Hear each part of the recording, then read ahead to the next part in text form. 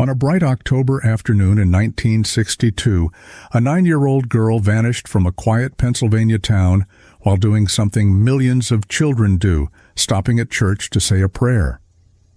Carol Ann Dougherty was found hours later in that same sacred space, the victim of a tragedy that would haunt an entire community for more than 6 decades. For 63 years, investigators chased shadows and dead ends. Her parents passed away without answers. Her younger sister grew up in the shadow of an unsolved mystery. But what emerged in October 2025 would expose a predator whose trail of destruction stretched across decades and state lines, a man who'd hidden in plain sight while generations of investigators searched for the truth. The answer was more disturbing than anyone could have imagined. Before we dive into Carol Ann's story, drop a comment letting us know where you're watching from, and make sure to subscribe to Seek Stories for more mysterious cases that haunted communities and the investigators who never gave up searching for answers. Bristol, Pennsylvania, in the early 1960s, was the kind of place where neighbors knew each other by name. This small borough along the Delaware River, home to about 10,000 residents, was a patchwork of working-class families, corner markets, and churches that marked the rhythm of community life. Children rode their bikes freely through tree-lined streets. Parents rarely worried. Crime, especially violent crime, was something that happened elsewhere. Carol Ann Dougherty was a child who embodied everything bright about that era.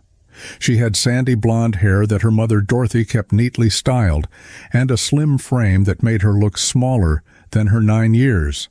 Her face was dotted with freckles, and those who knew her remembered her as having an earnest, thoughtful expression, the kind of child who listened carefully when adults spoke. She was a 5th grader at St. Mark's Catholic School, a good student who loved reading more than almost anything else.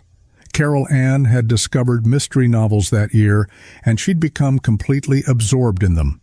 She would finish one book and immediately want the next in the series, devouring stories about detective work and puzzles to be solved. The Bristol Free Library became one of her favorite places. She knew the librarians by name. They knew exactly what kind of books she loved. Her family lived in Bristol Township, just outside the borough proper. Her father, Frank Dougherty, worked hard to provide for his family.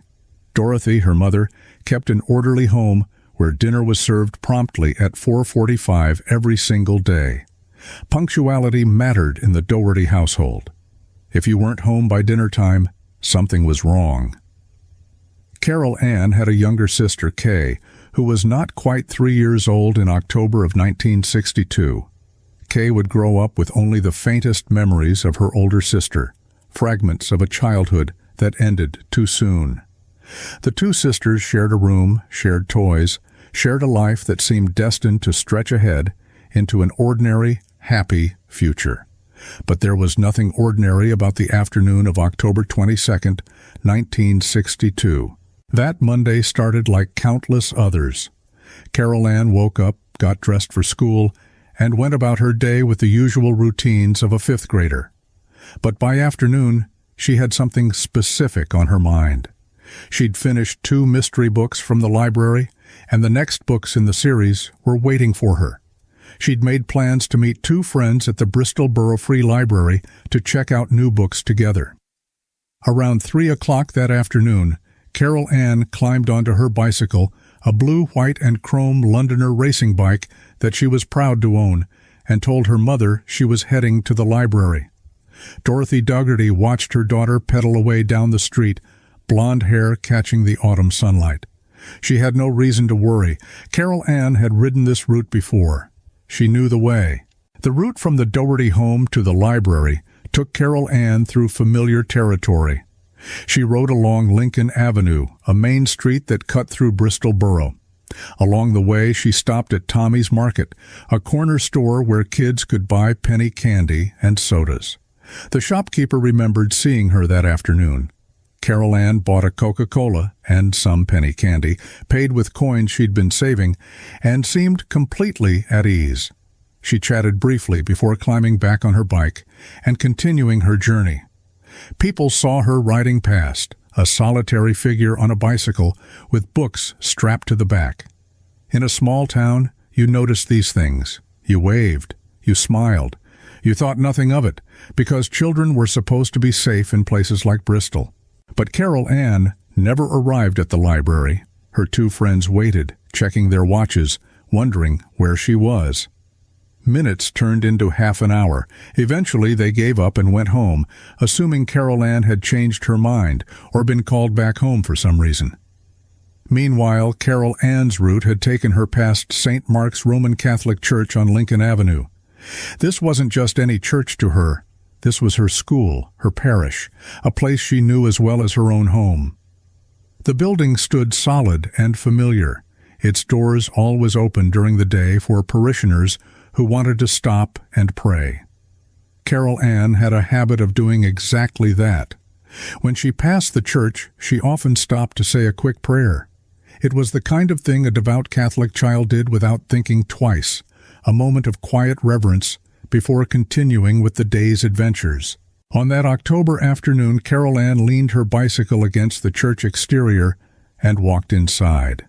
The church was quiet, as it usually was on weekday afternoons. No services were scheduled, no crowds filled the pews. It was just a peaceful space where someone could kneel and pray in solitude. What Carol Ann didn't know, what no one in Bristol knew, was that a predator was watching.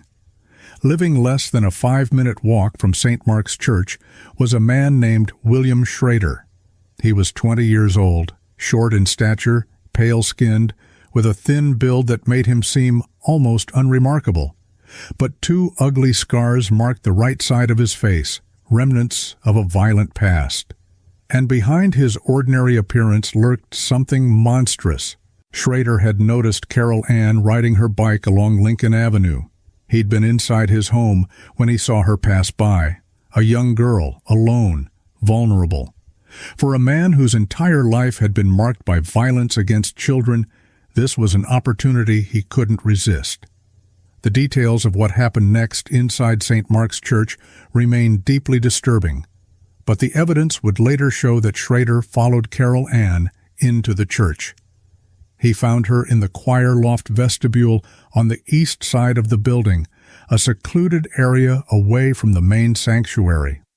What happened there would change everything for Carol Ann's family and the Bristol community forever. When it was over, Schrader made a calculation that predators often make. He knew Carol Ann could identify him. He knew what would happen if she told anyone what he'd done. So he made the decision to ensure she could never speak about what had occurred. The church where Carol Ann had come to pray became the site of her final moments. She fought. Evidence would later show she'd clutched something in her hand during the incident, a desperate attempt to defend herself or mark her attacker. But she was 9 years old, small for her age, and no match for a grown man with violent intentions. William Schrader left Carol Ann in the choir loft vestibule and slipped out of the church. He'd committed an unspeakable act in a house of worship, and then he simply walked away, back to his home on Lincoln Avenue as if nothing had happened. 4:45 came and went at the Dougherty home. No Carol Ann. Dorothy Dougherty looked at the clock and felt the first stirrings of concern. Her daughter was never late for dinner. Never. By 5 o'clock, both Frank and Dorothy were worried. They began searching the neighborhood, calling out Carol Ann's name, checking with neighbors, retracing the route she would have taken to the library. Other community members joined the search. Everyone in Bristol seemed to know everyone else's children, and word spread quickly that Carol Ann Dougherty was missing. Dorothy walked to St. Mark's Church, knowing her daughter's habit of stopping there. She went inside, calling Carol Ann's name. The church was dim and quiet. She looked around the main sanctuary, but saw nothing. She left, continuing her search elsewhere, unaware that her daughter was just yards away in the choir loft area. She returned a second time, more frantic now, her voice echoing through the empty church. Still nothing. The vestibule where Carol Ann lay was not visible from the main sanctuary. Dorothy left again, her panic mounting. Finally, Frank Dougherty went to the church himself. It was around 5:25 in the evening, and the autumn sun was beginning to set. He walked through the church with the heavy dread that comes when hope starts to fade. He checked areas his wife might have missed, and then he found her. Frank Dougherty discovered his daughter in the choir loft vestibule. The scene was immediately recognizable as a crime scene. His 9-year-old daughter, who'd left home just hours earlier to get library books, was gone. What he saw in that moment would haunt him for the rest of his life. Frank's anguished cry could be heard outside the church. Neighbors came running. Someone called the police. Within minutes, Bristol Borough police officers arrived, followed by the Bucks County coroner. What they found sent shockwaves through the community. Carol Ann's blue, white, and chrome bicycle was still parked outside the church where she'd left it. Inside, the evidence told a story of violence in a place that was supposed to be sanctuary. The girl who'd stopped to pray had become the victim of a predator who'd been lurking in their midst all along. That night, for the first time anyone could remember, people in Bristol locked their doors. A boundary had been crossed, innocence had been shattered. A child had been taken in the most horrific way imaginable, and the question that would echo through the decades began. Who could do such a thing? But finding the answer to that question would prove far more difficult than anyone expected. The Bristol Borough Police Department had never handled a case like this. Neither had the Bucks County authorities. A child attacked inside a church was unprecedented, unthinkable. District Attorney Jennifer Shorn would later state that they believed Carol Ann's case might be the only instance of a child being victimized in this way inside a church in the entire United States. Investigators descended on St. Mark's Church on the evening of October 22nd. The crime scene was processed with the technology and techniques available in 1962. Photographs were taken, evidence was collected, witnesses were interviewed. Every detail mattered because whoever had done this needed to be found immediately. The evidence told investigators several critical things. First, this was not a random break-in or burglary gone wrong. The church had been open, accessible to anyone. Second, the attack had been calculated. Third, the perpetrator had left behind physical evidence, including a pubic hair that was clutched in Carol Ann's hand. She'd grabbed at her attacker during the incident, and in doing so, she'd left investigators a potential clue. Additional evidence was found at the scene: Lucky Strike cigarettes. This was significant because not everyone smoked that particular brand, and it could help narrow down suspects. But in 1962, forensic science was not what it is today. DNA analysis didn't exist. Hair comparison was done visually under microscopes, a technique that could sometimes rule people out, but rarely provided definitive matches. Fingerprints were useful, but only if you had someone to compare them against. The tools that modern investigators take for granted simply weren't available. Bristol Borough Police Chief and detectives began the painstaking process of identifying everyone who'd been in the area that afternoon. They interviewed neighbors. They talked to people who'd seen Carol Ann during her bike ride. They compiled lists of anyone who might have been near the church around the time she'd stopped there. Witnesses came forward with information. The shopkeeper at Tommy's Market confirmed Carol Ann had been there. People remembered seeing her ride past on her bike. Someone had noticed her bicycle outside the church. Slowly, investigators pieced together Carol Ann's final journey. Then came the difficult question: who would do this? In a town of 10,000 people, where neighbors knew neighbors and strangers stood out, who was the monster in their midst? The first suspect that investigators looked at was actually a parish priest. This was a Catholic church, and the priest would have had access and opportunity. He was questioned extensively, but he cooperated fully with investigators and submitted to a polygraph examination, which he passed. Investigators moved on. Other men in the community came under scrutiny. Anyone with a criminal record, anyone who'd been seen near the church, anyone who seemed suspicious in any way was investigated. Police collected hair samples from dozens of men. They asked about whereabouts and alibis. They administered polygraph tests. They interviewed friends and family members. The investigation cast a wide net because the truth was that no one knew who they were looking for. There were no witnesses to the actual incident. No one had seen anyone entering or leaving the church with Carol Ann. Whoever had done this had been careful or lucky or both. Then, in January of 1963, just 3 months after what happened to Carol Ann, a tip came in that would change everything. A neighbor who lived near St. Mark's Church reported seeing a suspicious stranger in the area on the day of the incident. The man was described as short, thin, with distinctive scars on his face. The neighbor identified him as William Schrader. Police immediately focused on Schrader. He'd been living on Lincoln Avenue at the time, in a home less than a 5-minute walk from the church. He'd been in Bristol for only a short time, having established roots in the area through a family connection. He sometimes stayed at a center for transients in the borough, the kind of place where drifters and people without permanent homes could find temporary shelter.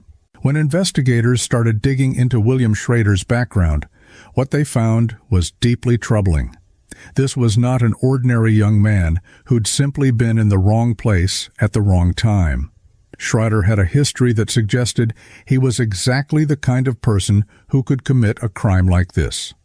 William Schrader was originally from Luzerne County, Pennsylvania.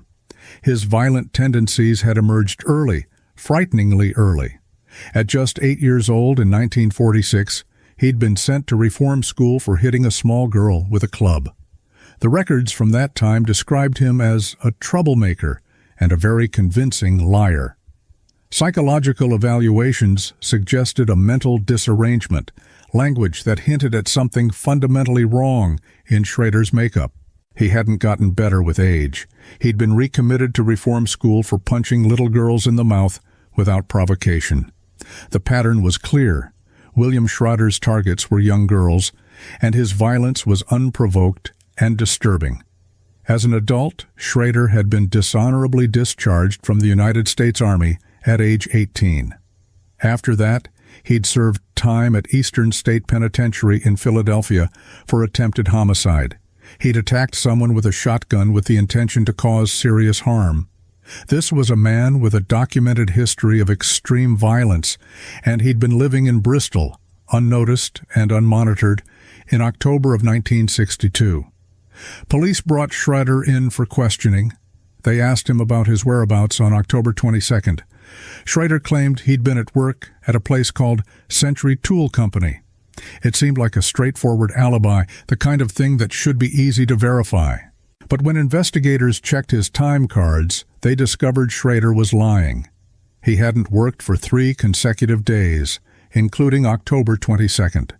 He'd had no alibi at all during the time Carol Ann was attacked. He'd been free, unaccounted for, living just minutes away from the crime scene. Investigators asked Schrader to provide a pubic hair sample for comparison with the evidence found in Carol Ann's hand. He agreed. The sample was collected and sent for analysis. Then investigators administered a polygraph test. To their surprise, Schrader passed. Polygraphs are not infallible, and investigators knew this. But in 1963, they were considered useful tools, and a passed polygraph could muddy the waters of an investigation. Still, Schrader's background was so concerning, his lack of alibi so suspicious, that he remained a person of interest. What happened next was telling. Shortly after being questioned and providing the hair sample, William Schrader left Bristol. He packed up and moved to Florida, abandoning whatever life he'd established in Pennsylvania. For investigators, this raised red flags. Innocent people didn't usually flee town after being questioned in a serious investigation. But without definitive evidence tying Schrader to the crime, police couldn't stop him from leaving. They had their suspicions, but suspicions weren't enough for an arrest. The pubic hair analysis from 1963 was not sophisticated enough to provide a definitive match. The technology simply didn't exist yet.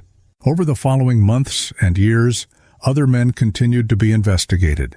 Police collected hair samples from approximately 176 men. 141 samples were tested and compared to the evidence from the crime scene. One by one, suspects were eliminated. But the hair sample from William Schrader could not be ruled out. He remained the only person whose hair showed characteristics consistent with the evidence found in Carol Ann's hand. More witnesses came forward over time. 2 men independently told police they'd seen William Schrader outside St. Mark's Church around the time Carol Ann went missing. One was a friend of Schrader's, which gave the account credibility. These weren't strangers making false accusations. These were people who knew Schrader and had seen him in the area at the exact time and place where the crime occurred. Investigators also confirmed that Schrader smoked Lucky Strike cigarettes, the same brand found at the crime scene. The circumstantial evidence was mounting. Everything pointed to William Schrader. But circumstantial evidence wasn't enough for a conviction, especially in a capital case involving a child. The investigation continued for months, then years. Detectives followed Schrader's movements after he left Pennsylvania. They learned he'd bounced around from Florida to Texas before eventually settling in Louisiana, in a town called Houma. He'd gotten married and appeared to be building a life there. In 1994, more than 30 years after what happened to Carol Ann, Pennsylvania authorities made a move. Based on the accumulated evidence against him, William Schrader was extradited from Louisiana back to Pennsylvania. After all those years, it seemed like justice might finally be coming for Carol Ann Dougherty. Schrader was questioned again. He submitted to another polygraph test. This time, he failed. Then he took a second polygraph test in 1993. He failed that one too. The examiner concluded that Schrader was attempting deception. He was lying about his involvement in Carol Ann's case. But even with failed polygraphs and all the circumstantial evidence, prosecutors still didn't have enough for a trial that they felt confident they could win. Polygraph results are not admissible in court. The hair evidence was suggestive, but not conclusive.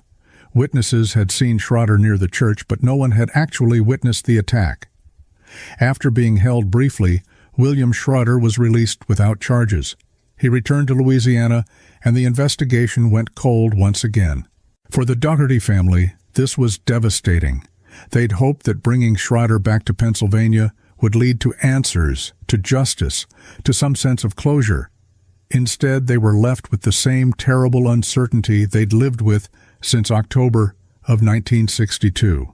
Frank and Dorothy Dougherty continued their lives, but the loss of Carol Ann cast a long shadow over everything. Kay Dougherty grew up knowing her older sister only through photographs and stories, living with the knowledge that her sister's case had never been resolved. The family couldn't move forward because there was no resolution, no end to the story, no justice. But what they didn't know was that William Schrader's life after what happened to Carol Ann had been one long trail of destruction. And hidden within that trail were the clues that would eventually, decades later, confirm what investigators had suspected all along. After William Schrader fled Pennsylvania in 1963, he left behind the scene of his crime, but he didn't leave behind his violent nature. What investigators would later uncover was a pattern of harm and violence that stretched across decades and state lines, affecting dozens of victims, most of them young girls and women in his own family. Schrader's first stop after Pennsylvania was Florida, where he lived for about a year. Then he drifted to Texas. Finally, he settled in Houma, Louisiana, where he would spend most of the rest of his life. He got married to a woman named Audrey, and on the surface, he might have appeared to be just another working-class man trying to build a life. But behind closed doors, William Schrader was a monster. His wife Audrey had daughters from a previous relationship, and Schrader began victimizing them. These stepdaughters were young, between the ages of 6 and 13, when the abuse began. He also victimized 2 girls that he and Audrey fostered, children who'd come into their home seeking safety and instead found a predator. The pattern was consistent with everything investigators in Pennsylvania had learned about Schroeder. His targets were always pre-adolescent and adolescent girls. His abuse was systematic and ongoing, and he used fear and manipulation to keep his victims silent. But Schroeder's violence wasn't limited to these crimes. In 1970, just 8 years after what happened to Carol Ann, he committed another horrific act that would send him to prison for decades. On Halloween night, 1970, William Schroeder got into a violent argument with his wife Audrey at their home in Houma. The argument escalated, and Schroeder physically attacked Audrey. His adult stepson, who was present during the altercation, stepped in and kicked Schroeder out of the house. As Schroeder gathered his belongings, he made a chilling threat. Multiple witnesses would later testify to what he said. According to testimony, he told his family, "I'm coming back and I'm going to burn the house down." Hours later, a fire broke out at the home. Audrey and another adult woman managed to escape, but trapped inside was 12-year-old Catherine Marie Smith, a foster child living with the family, and her 2-year-old foster sister. Catherine Smith made a heartbreaking choice in those final moments. She placed her body over her 2-year-old foster sister, shielding the younger child from the flames and smoke. The 2-year-old survived. Catherine Smith passed away in the fire, just 12 years old, taken by a man who deliberately set the house ablaze, knowing children were inside. It took 15 years for authorities to build a case against Schroeder for Catherine Smith's passing. The delay stemmed from difficulties in proving the fire was arson rather than accident, but eventually forensic experts determined the fire had been intentionally set. Witnesses who'd heard Schroeder's threat came forward. The evidence mounted. In 1986, William Schroeder went on trial for Catherine Smith's case. He was convicted of manslaughter and arson. The judge sentenced him to 21 years in Angola State Prison, one of Louisiana's most notorious correctional facilities. Even while serving time for Catherine Smith's case, Schroeder's predatory behavior didn't stop. According to later testimony, the 2-year-old who'd survived the fire, the one Catherine Smith had given her life protecting, was victimized by Schroeder as she got older. His own biological daughter was victimized. His granddaughters were victimized. Women in his life who had cognitive delays and couldn't consent were violated by him. District Attorney Jennifer Shorn would later describe the scope of Schroeder's abuse in stark terms. The generational abuse that this man inflicted upon every female child and woman in his life. He didn't stop until the day he passed away. A forensic psychologist who reviewed Schroeder's case, Dr. Veronique Valliere, testified before the grand jury that Schroeder fit the profile of a psychopath with deviant arousal for young victims. These predators, she explained, see the world as a place to exploit. Their need to gratify their desires outweighs everything else. Morality, law, the humanity of their victims, all of it. William Schroeder passed away in prison in 2002 at the age of 62. He never faced trial for Carol Ann Dougherty's case. He never confessed publicly to the crime. He served his time for Catherine Smith's case and took whatever other secrets he had to his grave. For more than 2 decades after he passed away, Carol Ann's case remained officially unsolved. Investigators in Pennsylvania never stopped working it entirely. The case file was reviewed periodically, new detectives' fresh eyes examining old evidence, hoping for something that would crack it open. But the breakthrough, when it finally came, didn't come from new forensic evidence or a witness suddenly remembering something crucial. It came from within William Schroeder's own family, from someone who'd carried a terrible burden for years. Robert LeBlanc was one of William Schroeder's stepsons. He'd grown up in a household where Schroeder's presence meant fear, violence, and harm. LeBlanc had seen things, heard things, and eventually Schroeder had told him things that no stepson should ever have to hear from a stepfather. According to testimony that would later be given to investigators, William Schrader confessed to Robert LeBlanc on 2 separate occasions that he'd taken the life of a little girl in a Pennsylvania church. The first confession came in 1994, the same year Schrader had been extradited back to Pennsylvania and then released. Perhaps the experience of being questioned again about Carol Ann's case had stirred something in Schrader, or perhaps he simply wanted to brag to someone about having gotten away with it. Whatever the reason, he told LeBlanc about what he'd done. He told him he'd lived in Pennsylvania, in a town called Bristol. He told him about a Catholic church. He told him about a little girl he'd lured inside, and he told him why he'd taken her life. I had to do it to keep her from talking. Robert LeBlanc carried this knowledge for years. He told law enforcement in Louisiana at some point, reporting what his stepfather had confessed. But the information didn't immediately make its way back to investigators in Pennsylvania. Communication between jurisdictions, especially regarding decades-old cold cases, wasn't always seamless. The second time Schrader confessed to LeBlanc was in 2007, 5 years after Schrader had passed away. LeBlanc had a nightmare, or perhaps just the weight of carrying this secret for so long became too much. He repeated to family members what Schrader had told him years before. The story was consistent. What happened in a Pennsylvania church, a little girl, the need to silence her. For years, this confession remained buried in the files, known to some people, but never acted upon in a coordinated way. Meanwhile, the case in Pennsylvania continued to haunt investigators. 3 generations of detectives had worked on Carol Ann's case. Pennsylvania State Troopers David Baird, Christopher Cleveland, and Jordan Rhodes. Bucks County Detective Tim Perkins. Bristol Borough Police Chief Joe Moores.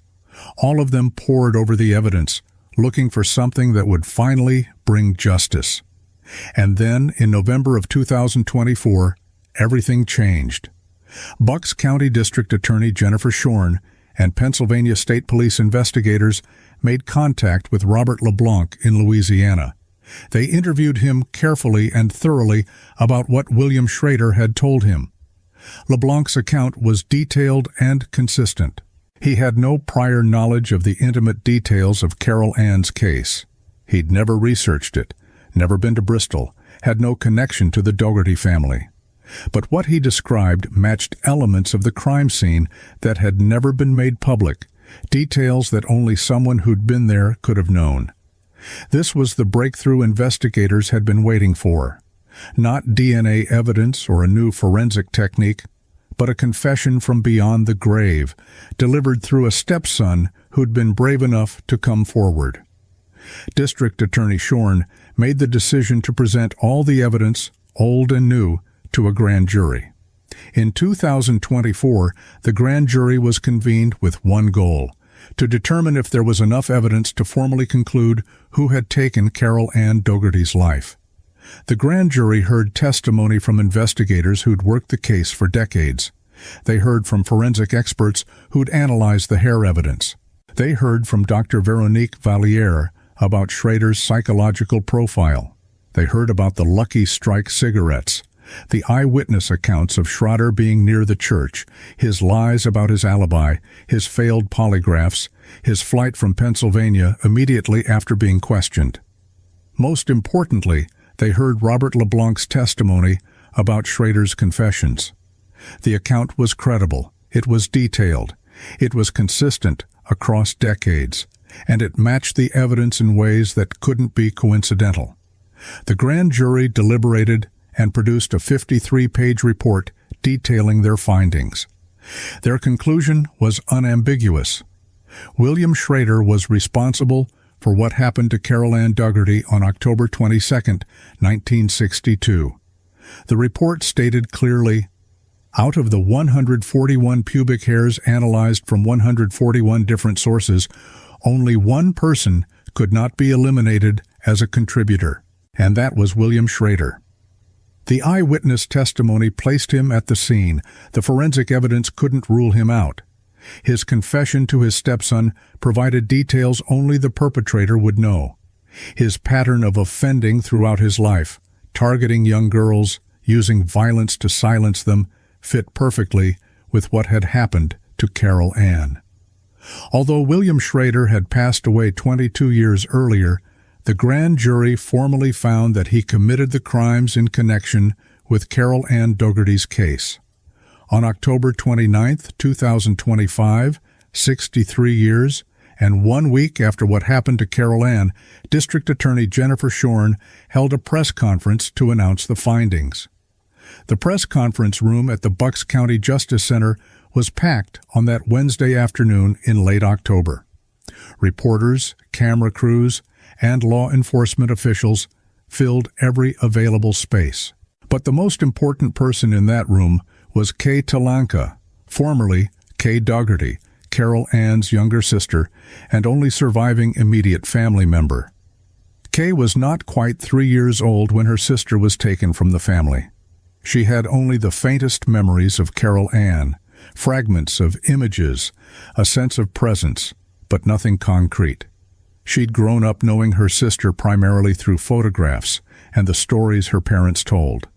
But more than that, she'd grown up in the shadow of an unsolved tragedy, watching her parents grieve a loss that had no resolution. "I stand before you with profound sorrow, but with such gratitude," Kay said during the press conference, her voice thick with emotion. "Because of you, my family has the truth it has sought for 6 decades. She described the guttural cry, the moan, that she remembered hearing from her father Frank when he returned from finding Carol Ann in the church. She talked about her mother Dorothy's emotional withdrawal, the way the trauma had changed her fundamentally. Both of her parents had passed away without knowing who was responsible for what happened to their daughter. They'd lived their entire lives with that question mark hanging over them, the uncertainty surrounding Carol Ann's case becoming part of who they were as a family. "Our family lived without answers, and the uncertainty surrounding Carol's case became a part of who we were," Kay said through tears. "My parents both passed away without knowing on this earth who was responsible." District Attorney Jennifer Shorn stood at the podium and laid out the evidence methodically. She explained the grand jury process, the testimonies heard, the evidence reviewed. She detailed William Schrader's history of violence from age 8 onward. She described his pattern of targeting young girls, his use of violence to silence his victims, his complete lack of remorse throughout his life. Unbeknownst to Carol Ann and unbeknownst to everyone in Bristol Borough, living on Lincoln Avenue was an absolute predator, Shorn said, a predator whose prey was little girls, and that was William Schrader. She explained how the forensic hair evidence had eliminated every suspect except Schrader, how the eyewitnesses had placed him at the scene, how his behavior after being questioned, lying about his alibi, fleeing the state, indicated consciousness of guilt. And most compellingly, she detailed the confessions Schrader had made to his stepson.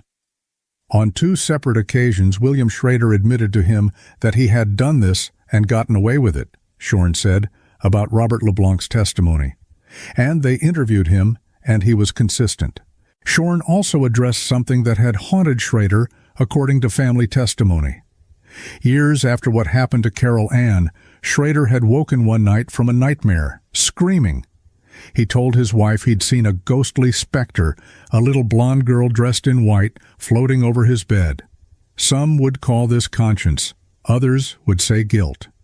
Whatever it was, even William Schrader, psychopath and predator, couldn't entirely escape what he'd done in that church in Bristol. Pennsylvania State Police Captain Seth Kelly spoke at the press conference, acknowledging the tireless work of multiple generations of investigators. Although today's announcement will never change what occurred on that horrific day, we want to let her sister Kay and other family members know that this investigation has always remained a priority, he said. Bristol Borough Police Chief Joe Moores praised the specific investigators who'd finally brought the case to a close. Pennsylvania State Troopers David Baird, Christopher Cleveland, and Jordan Rhodes, along with Bucks County Detective Tim Perkins. "This case has haunted the Bristol Borough community for years," he said.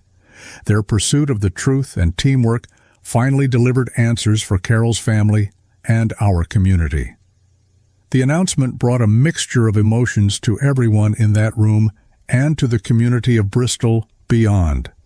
There was satisfaction in finally knowing the truth.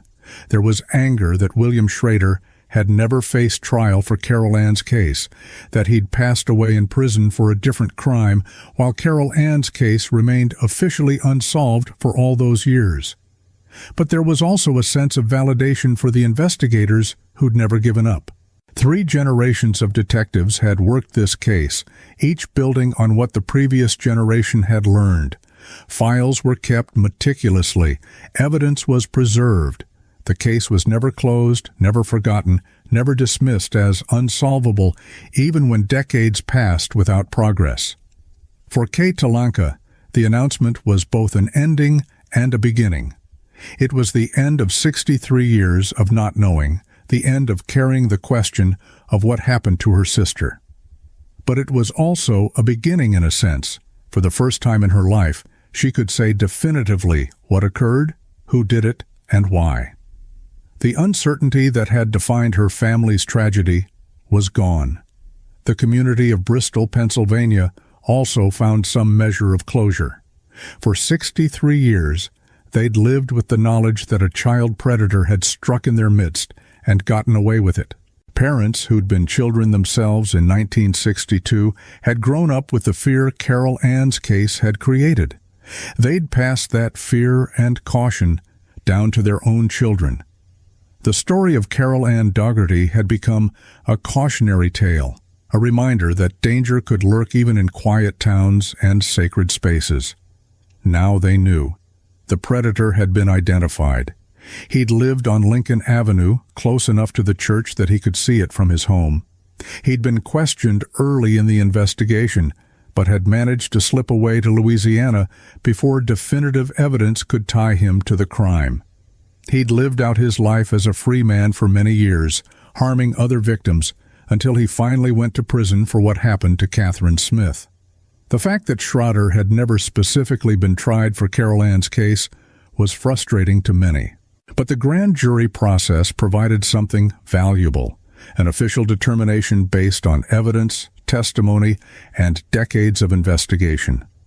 William Schrader would be forever known as the person responsible for what happened to Carol Ann Dougherty, even if he'd never stood trial for it. For Robert LeBlanc, coming forward with what his stepfather had told him required tremendous courage. He'd spent years carrying the knowledge of what Schrader had done, living with a confession that he couldn't fully act on while Schrader was alive. By testifying before the grand jury and providing the crucial details of Schrader's confessions, LeBlanc gave Kay Talanka and the Bristol community the answers they'd needed for so long. The investigation also highlighted the importance of preserving evidence and maintaining case files even when years pass without progress. The pubic hair found in Carol Ann's hand in 1962 was still available for analysis in 2024. The hair samples from 176 men had been preserved. The witness statements from the 1960s were still accessible. This meticulous record-keeping allowed modern investigators to build on the work of their predecessors and ultimately solve a case that had frustrated 3 generations of detectives. Some observers noted the tragic irony that Schrader had been questioned so early in the investigation that investigators had identified him as a suspect within months of what happened to Carol Ann, but the technology and evidence available at the time hadn't been sufficient to bring charges. If DNA analysis had existed in 1962, the case might have been solved immediately. Carol Ann might have been his only victim. Catherine Smith might have lived to adulthood. The dozens of girls and women Schrader harmed over the next 4 decades might have been spared. But technology has its own timeline, and justice often moves slowly.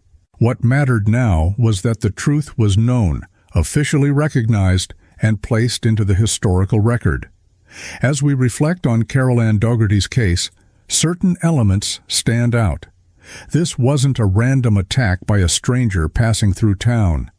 This was a predator who lived in the community, who knew the rhythms of the neighborhood, who spotted a vulnerable child and seized an opportunity. William Schrader's proximity to St. Mark's Church meant he could have watched Carol Ann ride past many times before that October afternoon. He knew she sometimes stopped to pray. The fact that Carol Ann had a specific routine, stopping at the church when she passed it, means Schrader might have been lying in wait or simply taken advantage when he saw her enter. The element of premeditation versus opportunism remains unclear. Did Schrader plan to target Carol Ann specifically, or was she simply a victim who crossed his path at the wrong moment? What we know from the grand jury findings is that Schrader confessed to luring Carol Ann into the church. This suggests some level of interaction, some way he convinced her to go to or remain in the choir loft vestibule where the incident occurred. Given Carol Ann's age and Catholic upbringing, she might not have immediately suspected danger from someone in or near her church. The psychological profile of William Schrader that emerged from decades of documentation paints a picture of a man whose violent impulses manifested young and never abated. Dr. Veronique Valliere's testimony described him as having deviant arousal for young victims and functioning as a psychopath who saw the world as something to exploit. These offenders, she explained, don't experience normal emotional connections. They don't feel empathy. Their need for gratification overrides everything else. This profile explains Schrader's pattern of harm throughout his life. From hitting little girls with clubs at age 8, to punching young girls in the mouth as a teenager, to attempting serious harm as a young adult, to what happened to Carol Ann at 20, to setting a fire that took 12-year-old Catherine Smith's life, to decades of victimizing every female child and woman in his life. William Schrader never stopped. He never reformed. He never showed genuine remorse. Some have asked why Schrader wasn't arrested immediately after being questioned in 1963. The answer lies in the limitations of forensic science at that time and the legal standards required for prosecution. Investigators had strong suspicions, circumstantial evidence, and a suspect whose background was deeply troubling. But without definitive physical evidence linking him to the crime, prosecutors worried about securing a conviction. A failed prosecution would have meant Schrader could never be tried again for Carol Ann's case due to double jeopardy protections. The decision to let him go, to wait for better evidence, was strategic, but ultimately allowed Schrader to continue victimizing others. This isn't a criticism of the investigators who made that call. They were working with the tools and knowledge available in their era. But it is a reminder that justice delayed can have consequences beyond the specific case at hand. The role of Robert LeBlanc's testimony raises questions about confession evidence and its reliability. Why did it take so long for his account to reach Pennsylvania investigators? Why wasn't more done when he first reported Schrader's confession to Louisiana authorities? These questions may never have complete answers, but what's clear is that when LeBlanc's testimony was finally given full weight and properly investigated, it provided the final piece of the puzzle. Confessions, even third-party confessions like this one, are powerful evidence when they contain details that only the perpetrator would know. Schrader's statements to LeBlanc about the Pennsylvania church, the little girl, the need to silence her, these weren't vague admissions. They were specific enough that investigators could verify them against the facts of the case, and they matched. There is also a broader question about how many other victims Schrader might have had. We know about Carol Ann. We know about Catherine Smith. We know about the stepdaughters, foster daughters, biological daughter, granddaughters, and other women in his life who were victimized over decades. But were there others? Did Schrader harm other children during his time in Pennsylvania before Carol Ann? During his years in Florida and Texas, before settling in Louisiana? The answer is likely yes, but we may never know the full extent of his crimes. One of the most haunting aspects of this case is how close Schrader came to justice multiple times. He was questioned within months of what happened to Carol Ann. He was extradited back to Pennsylvania in 1994. He failed 2 polygraphs, but each time he slipped through the system's fingers. He lived most of his life as a free man despite a trail of destruction that spanned decades. The only significant prison time Schrader served was for Catherine Smith's case. It took 15 years after that fire for charges to be brought. He served his sentence and passed away in prison in 2002 at age 62. By that time, Carol Ann Dougherty had been gone for 40 years. Her parents had both passed away. Kay had lived most of her life without knowing who was responsible for what happened to her sister. Some observers have noted the importance of preserving physical evidence even when cases go cold.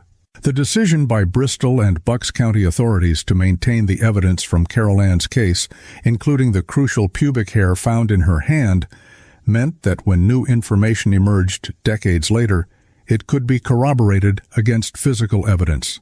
Many cold cases from that era have lost physical evidence to deterioration, flooding, moves between storage facilities, or simple neglect. Carol Ann's case survived because investigators treated it as an open investigation for 63 years. The announcement in October 2025 also serves as a reminder that cold cases are never truly cold if investigators refuse to give up. 3 generations of detectives worked on Carol Ann's case. They built on each other's work, reviewed evidence with fresh eyes, and remained committed to finding answers even when the original victim's parents had passed away, even when the suspect had been gone for more than 20 years. That persistence matters. For Kay Talanka, the resolution brought a complex mixture of emotions. There's relief in knowing the truth. There's validation that her parents' suspicions about Schrader were correct. There's anger that Schrader never faced trial specifically for Carol Ann's case. There's sadness that her parents didn't live to see this day. But perhaps most importantly, there's a sense of peace that comes from no longer carrying the burden of not knowing. Carol Ann Dougherty was 9 years old when she stopped at St. Mark's Church to pray on October 22, 1962. She was a blonde-haired, freckle-faced girl who loved mystery novels and library trips. She was a sister, a daughter, a student, a member of her community. She had a whole life ahead of her, years of growing up, falling in love, pursuing dreams, making her mark on the world. William Schrader took all of that away in a matter of minutes. He saw a vulnerable child, acted on his predatory impulses, and destroyed multiple lives in the process. Carol Ann lost her life. Her parents lost their daughter and spent the rest of their lives grieving. Kay lost her sister and grew up in the shadow of an unsolved tragedy. The Bristol community lost its innocence and sense of safety. But Carol Ann's legacy isn't just about what was taken from her. It's also about the investigators who never gave up, the family members who kept her memory alive, and the eventual resolution that came after more than 6 decades. It's about justice that arrived late but still arrived. It's about a community that never forgot one of its lost children. The story of Carol Ann Dougherty reminds us that some questions take decades to answer. Some mysteries require multiple generations of investigators, advances in forensic science, and the courage of witnesses who come forward years after the fact. But the pursuit of truth is worthwhile, even when justice feels impossibly delayed. As we close Carol Ann's story today, we remember a 9-year-old girl whose life was cut short in the most tragic way. We acknowledge the family who lived with loss and uncertainty for 63 years. We honor the investigators who refused to let this case be forgotten. And we recognize that even when the outcome isn't perfect, even when the perpetrator never stands trial, never faces his victim's family, never receives the full measure of justice he deserved, there's still value in the truth being known. William Schrader may have eluded justice for Carol Ann's case during his lifetime, but history will remember him not as someone who got away with it, but as a predator whose crimes were eventually exposed. The grand jury's findings ensure that Carol Ann Dougherty's story ends not with a question mark, but with a clear answer about what happened and who was responsible. For Kay Talanka and the Bristol community, the long wait for answers is finally over. Carol Ann can be remembered not just as a victim of an unsolved mystery, but as a young girl whose case was ultimately solved through persistence, courage, and the determination of those who refused to forget. If you're watching from Bristol, Pennsylvania, or if you have connections to this case, please share your thoughts in the comments below. And if this story moved you, please subscribe to Seek Stories and hit that notification bell so you never miss another deep dive into cases that captivated communities and challenged investigators for decades. Thank you for listening to Carol Ann's story. May she rest in peace, and may her memory serve as a reminder that the pursuit of truth and justice never has an expiration date.